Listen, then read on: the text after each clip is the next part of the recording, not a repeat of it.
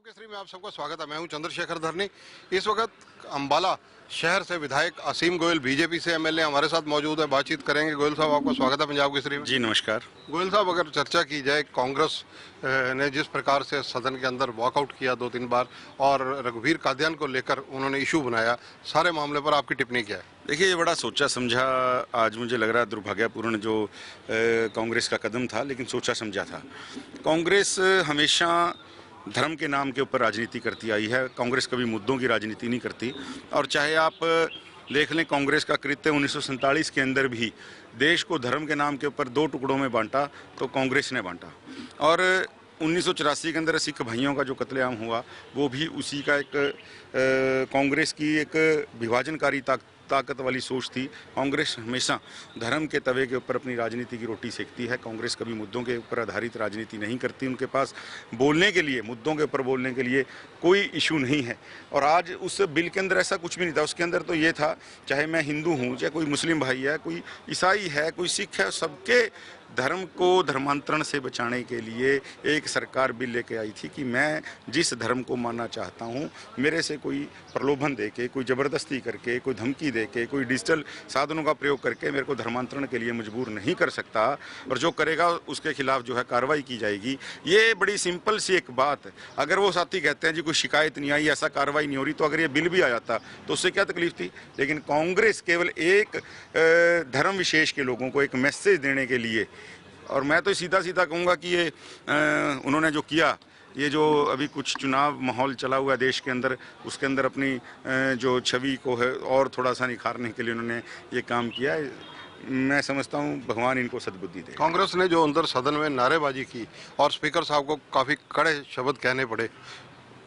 देखिए, मैंने जैसा कहा, कांग्रेस हमेशा मुद्दों से ध्यान भटकाती है, क्योंकि मुद्दे उसके पास हैं नहीं। ना वो बहस कर सकते हैं, ना उन्होंने मुद्दे कभी ऐसे क्रिएट किए जिसके ऊपर वो बहस कर सकें। और ये परंपरा रही है कि थूको और भागो, कांग्रेस की थूको और भागो वाली। और ये जो राहुल गांधी के सब चेले हैं, मुझे कहने में कोई संकोच नहीं है। राहुल गांधी जी जब यूपीए की सरकार थी, सरदार मनमोहन सिंह जी पीएम थे, राहुल गांधी ने तो उन वाले कागजों को फाड़ के फेंक दिया था और ये दिखाने की कोशिश की थी कि बेशक गांधी परिवार का कोई सदस्य पीएम नहीं है, लेकिन आज भी पावर सेंटर गांधी परिवार ही है। 10 जनपद से ही सरकार चल रही है। और जब इनके नेता ने इनको एक ऐसा ट्रेंड, पप्पू ने इनको ट्रेंड सेट किया, तो ये सारे छोटे पप्पू आज अपने बड़े पप्पू के नज़रों में अपने नंबर बनाने के लिए आज ये जो हैं बिल जो इन्होंने पाड़े हैं, और जिस प्रकार का आचरण आज सदन के अंदर इन्होंने किया अमर्यादित, ये बिल्कुल भी कतई भी शोभनीय नहीं था। और 2.5 करोड़ हरियाणा के लोग और समेत हम जैसे जो विधायक हैं, पहली दूसरी बार जीत के आए हैं, जो सीखने की प्रोसेस में हैं, उनके लिए भी एक बहुत कटु अनुभव था। मुझे कहने में कोई संकोच नहीं है कि 6 बार के सीनियर विधायक और स्पीकर रहे, फॉर्मर स्पीकर कादियान साहब, वो अपने उन अकाउंट की चाटुकारिता में इतने आगे निकले गए कि देखिए जी, अगर आपने बिल के पेपर पाड़े थे तो हमने भी आपकी नकल पूरी की है। और उनके वो आका तो बीजेपी के स्टार प्रचारक हैं, कांग्रेस को डुबोने में लगे हैं। यहाँ ये भी लोग अब हरियाणा में कांग्रेस की लुटिया डुबोने में सारे लोग लगे हैं। मैं इनको शुभकामनाएं देता हूँ। अगर चर्चा की जाए, क्योंकि ये बजट सत्र है और मुख्यमंत्री खुद वित्त मंत्री हैं, बजट पेश करेंगे 8 मार्च को, आप इस बजट में क्या देखते हैं हरियाणा के लिए विशेष रूप से, और आपको क्या उम्मीद है?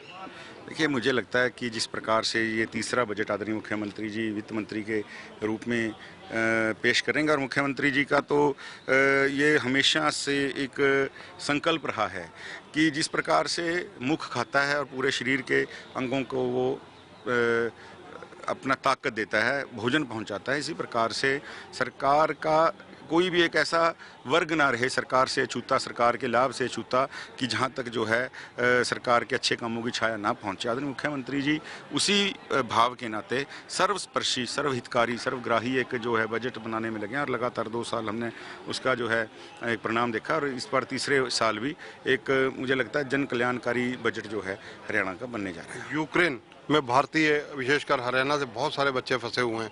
सरकार के बड़ी संजीदगी से प्रयास चल रहे हैं कि उनको लाया जाए। आप क्या सोचते हैं, आपकी क्या सोच है? लगभग 1700 बच्चे जो हैं हरियाणा के यूक्रेन में फंसे थे। जो ताज़ा जानकारी है, 600-700 से ऊपर जो बच्चे हैं उनका जो रेस्क्यू हो गया है, इवैक्यूएट उनको कर लिया गया है। और मैं खुद अम्बाला के कुछ हमारे साथी थे, एक बिटिया भी थी, उनको भी हमने यूक्रेन से वापस बुलाया। तो सबको देखिए, ये जो विपक्ष है ये लगातार एक छींटाकाशी करने के अलावा इनके पास कोई काम नहीं है। लेकिन जो बच्चे वहाँ फंसे हैं, जो उनके अभिभावक हैं, उनसे पूछ के देखिए कि सरकार किस प्रकार, केंद्र सरकार भी और राज्य सरकार, हरियाणा सरकार भी कितनी संजीदगी के साथ, आदरणीय मुख्यमंत्री जी तो नित्य प्रति खुद इस चीज़ को देख के मॉनिटर करके लगातार अधिकारियों को इंस्ट्रक्शंस दे रहे हैं और लगातार जो है दूतावासों के संपर्क में, विदेश मंत्रालय के संपर्क में, पीएमओ के संपर्क में है। और निश्चित रूप से एक एक बच्चे, एक एक हरियाणवी को लाना हमारी सरकार की प्राथमिकता है। बीबीएमबी का मुद्दा बहुत गरमाया हुआ है और कांग्रेस इस मुद्दे को अच्छी तरह बनाने पर लगी हुई है। बीजेपी का स्टैंड क्या है? देखिए, बीबीएमबी के नाते आदरणीय मुख्यमंत्री जी ने भी अपना स्टैंड स्पष्ट किया है कि हम केंद्र में बात करेंगे और जो भी होगा हरियाणा के हितों के ऊपर जो है इसका प्रतिकूल प्रभाव नहीं पड़ेगा। अम्बाला शहर आपका अपना कर्म भूमि है, वहाँ के लिए 3.25 साल में अगले जो सरकार का समय बचा है, आपका रोड मैप क्या है? देखिए, मैं जिस तरह पहले भी स्पष्ट कर चुका हूँ जी कि आईएमटी बने और सबसे बड़ा रोड मैप आईएमटी को लेके ही है। जिस दिन आईएमटी आ गई, मेरा अम्बाला शहर पूरा विकसित भी होगा, इंडस्ट्री आएगी, रोज़गार मिलेगा और रोज़गार आने से हमेशा खुशी भी आती है, समृद्धि भी आती है। तो आईएमटी को लेके सबसे बड़ा प्रयास है। तो ये हैं असीम गोयल, विधायक हैं अम्बाला शहर से। खुलकर कई मुद्दों पर इन्होंने चर्चा की। कांग्रेस के रवैये को लेकर इन्होंने कड़ी टिप्पणी की और इन्होंने कहा कि कांग्रेस एक बड़ा दल है, कांग्रेस को इस तरह से व्यवहार सदन के अंदर नहीं करना चाहिए कि स्पीकर को कड़े कदम उठाने पड़े। कैमरामैन संजय सिंह के साथ चंद्रशेखर धरनी, पंजाब केसरी टीवी, चंडीगढ़।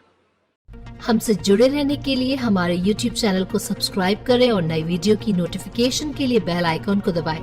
अगर आप ये वीडियो Facebook पर देख रहे हैं तो लाइक जरूर करें और ज्यादा से ज्यादा शेयर करें। धन्यवाद।